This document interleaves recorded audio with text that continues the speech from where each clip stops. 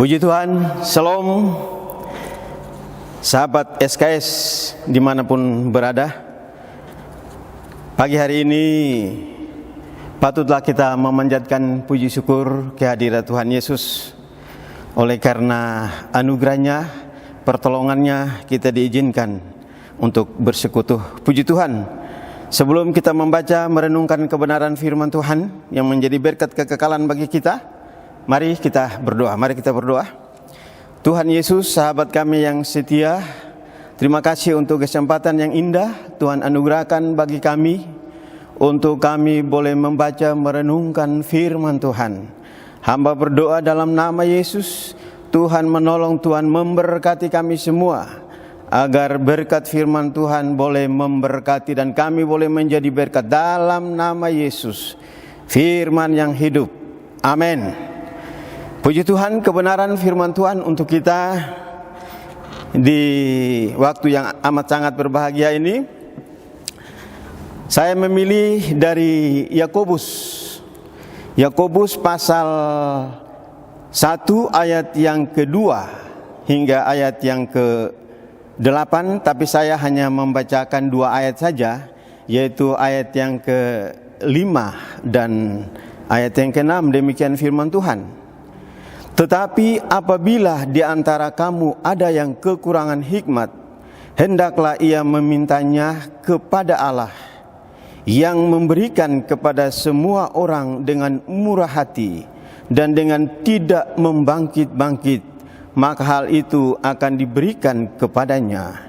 Hendaklah ia memintanya dalam iman, dan sama sekali jangan bimbang, sebab orang yang bimbang sama dengan gelombang laut yang diombang-ambingkan kian kemari oleh angin. Puji nama Tuhan.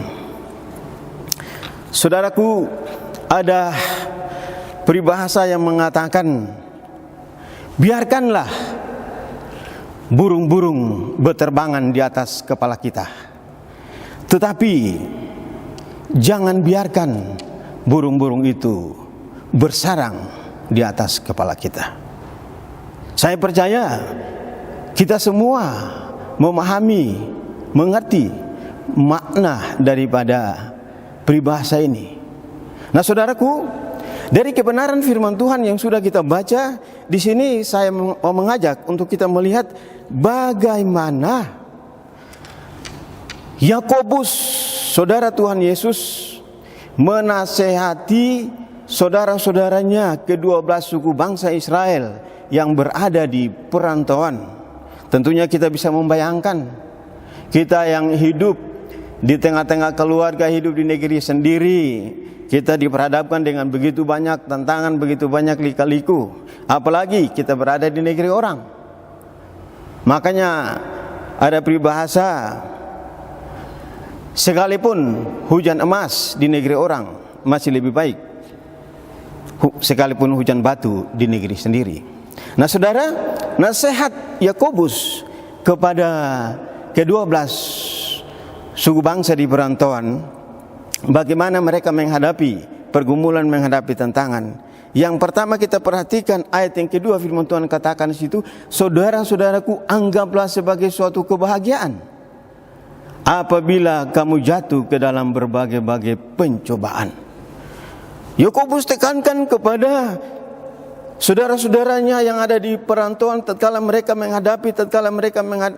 mengalami pergumulan masalah, mereka menganggap itu, mereka berpikiran, mereka berpendapat, mereka bersikap bahwa semuanya itu merupakan suatu kebahagiaan. Itu bukan sesuatu yang menghancurkan, menghabiskan kehidupan mereka. Firman Tuhan berkata, saudaraku, di dalam pertama Tesalonika 5 ayat yang ke-18, mengucap syukurlah dalam segala hal, sebab itulah yang dikehendaki Tuhan. Jadi hal inilah yang ingin Yakobus tekankan kepada ke-12 suku bangsa yang ada di perantauan. Mengucap syukurlah dalam menghadapi pergumulan, tantangan, masalah. Itu penekanan yang pertama. mengucap syukurlah dalam menghadapi tantangan masalah. Yang kedua, saudaraku, ayat yang kelima firman Tuhan berkata, tetapi apabila di antara kamu ada yang kekurangan hikmat, hendaklah ia memintanya kepada Allah. Puji Tuhan. Saudaraku, kalau kita memperhatikan ayat yang kelima ini, ada dua hal yang ingin saya garis bawahi. Yang pertama,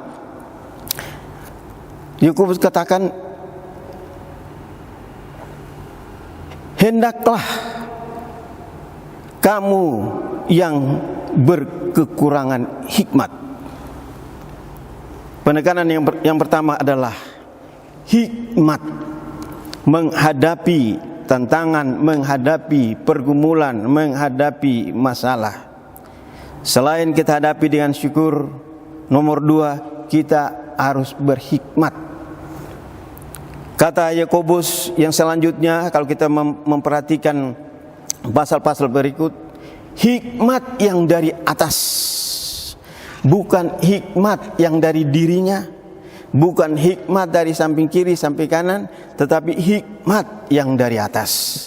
Ini sangat amat penting bagi kita sebagai anak-anak Tuhan, apalagi kita yang hidup di tengah-tengah situasi dunia yang makin hari makin rumit, makin sulit. Olehnya kita sangat membutuhkan hikmat yang dari atas, hikmat yang dari Tuhan. Salomo menyadari akan hal itu. Maka tatkala Tuhan bertanya kepada Salomo, apa yang ingin aku berikan kepadamu? Salomo tidak minta kekuatan, Salomo tidak minta kepandaian, Salomo tidak minta harta, tetapi yang Salomo minta adalah hikmat. Saudaraku, dulu, sekarang, dan sampai selama-lamanya, hal ini sangat kita butuhkan, perlukan dalam menjalani kehidupan, dalam menjalani pelayanan. Itu penekanan yang kedua. Kemudian yang ketiga, mari kita perhatikan selanjutnya firman Tuhan katakan pada ayat yang kelima, dikatakan di situ meminta, berdoa,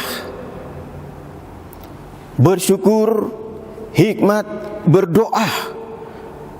Firman Tuhan berkata, saudaraku, di dalam Yakobus pasal yang kedua ayat yang keempat bagian B di situ, kamu tidak memperoleh apa-apa oleh karena kamu tidak berdoa. Kalau kita berdoa, pasti Tuhan membuka jalan bagi kita. Kita memperoleh apa-apa jikalau kita berdoa. Oleh karenanya, saudaraku, tatkala menghadapi pergumulan, menghadapi tantangan yang begitu amat sangat berat, Yesus berdoa, berdoa, dan berdoa. Saudara bisa membayangkan Yesus yang adalah Tuhan berdoa, berdoa, dan berdoa. Apalagi saya dan saudara, hidup kita harus sungguh-sungguh berdoa. Kita belajar bagaimana anak-anak Tuhan, hamba-hamba Tuhan yang sukses dalam pelayanan, karena mereka sungguh setia berdoa. Oleh karenanya pelajaran dari Yakobus pasal 1 ayat yang kedua sampai dengan ayat yang ke-8 ini, saudaraku, mari kita belajar nasihat Yakobus kepada ke-12 suku bangsa yang ada di perantauan. Hal yang sangat penting yaitu berdoa. Dan yang terakhir kita perhatikan yang ditekankan oleh Yakobus kepada ke-12 suku bangsa, ayat yang ke-6, hendaklah ia memintanya dalam iman dan sama sekali jangan bimbang. Iman, jangan bimbang. Meminta dengan penuh keyakinan bahwa apa yang sudah ia mintakan itu sudah ada, tapi tunggu prosesnya, tunggu waktu saja yang Tuhan akan berikan. Nah, saudaraku yang diberkati Tuhan Yesus, 4 hal inilah yang menjadi nasihat Yakobus kepada ke-12 suku bangsa yang ada di perantauan tatkala mereka menghadapi pergumulan, menghadapi lika-liku kehidupan. Dan biarlah ini juga boleh menjadi satu pelajaran yang berarti, yang berguna. Hadapilah tantangan pergumulan dengan syukur, hikmat, doa, dan iman. Kiranya Tuhan menolong, Tuhan memberkati kita. Amin.